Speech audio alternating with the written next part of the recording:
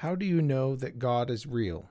In the last video, I talked about a purpose to life and that there is a purpose to life and that it's not very apparent or readily understandable like it is if you observe other things, other creatures, and even plants. They all have a purpose that they fulfill. And I believe that God is the author of our purpose. But how do you know that there is even a God? We have the scriptures, the Old Testament, the New Testament, and other religions have scripture, which is fine. But as I mentioned before, if you are going by taking somebody's word for it, it's not necessarily knowing for yourself. You're just taking someone's word for it. So how do you know anything? In science, there is what is described as the scientific method, which is a series of steps that require research and asking questions, constructing a hypothesis, then going and testing the hypothesis and going through, analyzing, making changes, coming back, retesting your hypothesis. And there is place for the scientific method with God. There is place for the scientific method with spiritual things. It is different, but it still applies in a very similar way. And that's what I would like to describe. And I will be pulling from stories from the scriptures to help illustrate this point. So going back, let's go back to the Old Testament with Moses and the Israelites, and they were wandering through the desert, and they came into an area that sounds awful, but there were these fiery serpents, these snakes that were venomous, and if they didn't kill you, I'm sure it was quite, that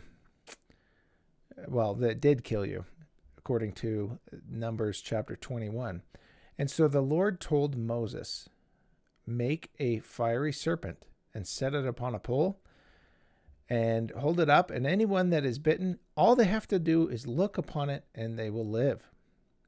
And so Moses did that. He held it up. And if anyone was bitten by one of these snakes, they were healed. And so there's a few things that we can learn from this alone, but I want to point it out that there were some that wouldn't look. They were too disbelieving, even to raise your head up a little bit to see a brazen snake and to believe that that would be enough to heal them. Those that did, if they had disbelief to any degree of, does God exist? Is there a purpose? Is there a plan? Probably had a reassurance in their hearts that, wow, there is a God and he is making this possible to heal me through something so simple, yet it requires work. So through the scriptures give us principles, suggestions on how to live our lives, commandments even, but also stories of people who in one way or another put this scientific method to the test to, in a way, prove that God exists. There's still faith in a lot of this.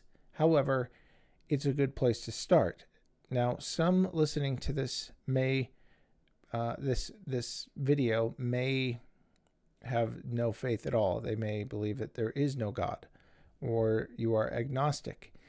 And for me, it's something, God is a part of my life so much that I have more faith than I did 20 years ago. And so if you're starting this out in just asking the question, realize that you may not have a relationship with God at all, which is the only thing that's why you don't have a belief in him, that he even exists. And so hopefully by the end of this video, I will have covered enough thoughts and principles and even stories to give you some form of confidence in approaching God to have a relationship with him. So then there's another story that is in the book of Numbers. Oh, wait, no, that was the fiery serpent. Let's go on to Ahab, King Ahab, not to be confused with Captain Ahab. But King Ahab of Israel was wicked, and he had a wife named Jezebel, who was also wicked. And they worshipped a false god, and they served a false god named Baal. And so Elijah was the prophet at the time, the head prophet, and he proposed a contest almost to prove which god was real.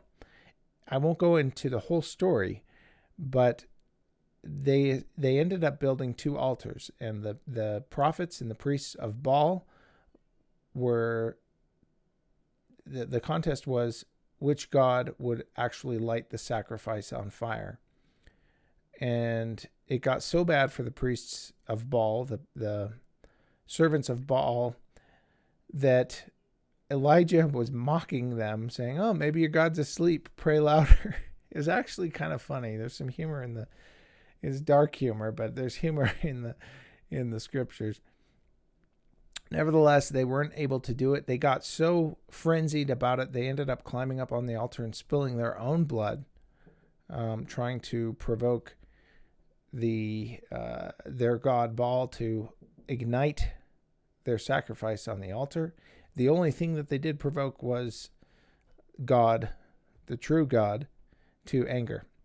And then Elijah prayed and asked God to ignite the sacrifice upon the altar. But before he did that, he soaked it with water. It was thoroughly drenched, beyond what any person would think would be able to ignite. And it burned the whole thing. It burned the stones, and it burned all of the water in the moat that he built around it. So, long story short, the people repented. The priests of Baal were killed, and the people knew that the God of Abraham and Isaac and Jacob was the one true God. Now let's continue. Another opportunity that we have in the scriptures is brought up in the book of Malachi, chapter 3. The Israelites were compelled to offer tithes and offerings. And in verse 10 of Malachi chapter 3, it states, "Bring ye all the tithes into the storehouse, that there may be meat in mine house. And prove me now herewith, saith the Lord of hosts, if I will not open you the windows of heaven and pour you out a blessing, that there shall not be enough room to receive it." And then it goes further in the next verse, "And I will rebuke the devourer for your sakes, and he shall not destroy the fruits of your ground." So here the Lord is offering his people a chance to prove that God exists, and also that he would bless them by making a sacrifice of donating tithing and offering to help the poor and the needy. So let's go on.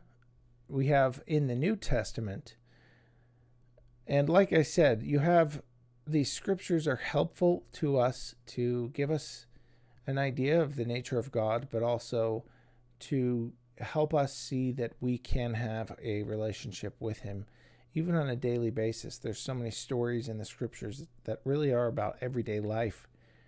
Some obviously more grand than others, but they are there to be examples. And so we have in the book of Exodus, so we won't go to the New Testament right away, but in the book of Exodus, you have a list of rules. Chapter 20 is where you find the 10 Commandments, and there's a lot of thou shalt nots. And you know that those are true principles to live by, because some of them are very clear. For example, thou shalt not murder, thou shalt not commit adultery, thou shalt not steal, thou shalt not bear false witness. Now, a lot of these, if you spend any time thinking at all, you can see the benefit of applying these commandments in your life. even if you're not a religious person. I think it's plain to see that civilization exists because of a general adherence by the majority of the people to these thou shalt nots. Now, in Matthew chapter 5, which is the New Testament, you have what is called the Sermon on the Mount, or the Beatitudes, where Jesus is preaching to his disciples, and he uses the phrase, blessed are the poor in spirit, blessed are they that mourn, blessed are the meek, blessed are the peacemakers, blessed are the pure in heart. And for each attribute or character trait, being poor in spirit, being meek, those who hunger and thirst after righteousness, he names the blessing that will come to those who will, for example, be merciful. Blessed are the merciful, for they shall obtain mercy. Blessed are the pure in heart, for they shall see God. Blessed are the peacemakers, for they shall be called the children of God. So he goes through, it's worth reading. And if you read through that, that is the doctrine, some of the core doctrine of Christianity is found in the Sermon on the Mount. But if you move to John chapter 7, Jesus Christ provides an opportunity to apply the scientific method. He says in John chapter 7, verse 16, and this is after some people are asking him, how is it possible that Jesus knows all of this? In verse 16, it says, Jesus answered them and said, my doctrine is not mine, but his that sent me. If any man will do his will, meaning God's will, he shall know of the doctrine, whether it be of God or whether I speak of myself. So whether Jesus Christ is who he says he is, the servant of the Father, of him who sent him, God, or if it's just the philosophies of men. And so there's a promise right there from Jesus. So it doesn't require me to try and convince you to believe in Jesus. If you have a desire to know for yourself, that's the opportunity. The scientific method does require testing and experimenting. And so in this regard, Matthew chapter 5, the Sermon on the Mount lists, do this, you'll receive this. Do this, you'll receive this. The scriptures are full of examples where people were tested and tested the Lord in a sense, and that strengthened their belief. Another thing I'd like to point out is we have these scriptures and we have things that have been presented as the Word of God. And it's important to know if it is or if it isn't. And we'll get into that in the future. But a big part of that is described in John chapter 13, verses 34 through 35. And this is a commandment given by Jesus Christ to his disciples, that ye love one another as I have loved you, that ye so love one another. By this shall all men know that ye are my disciples, if you have love one to another. And that goes along with, by their fruits ye shall know them, which is in Matthew chapter 7.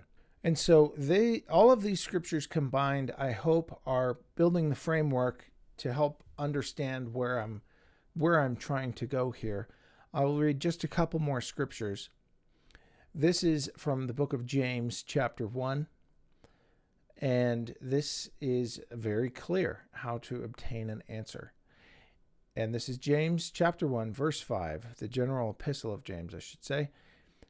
If any of you lack wisdom, let him ask of God, that giveth to all men liberally, and upbraideth not, and it shall be given him.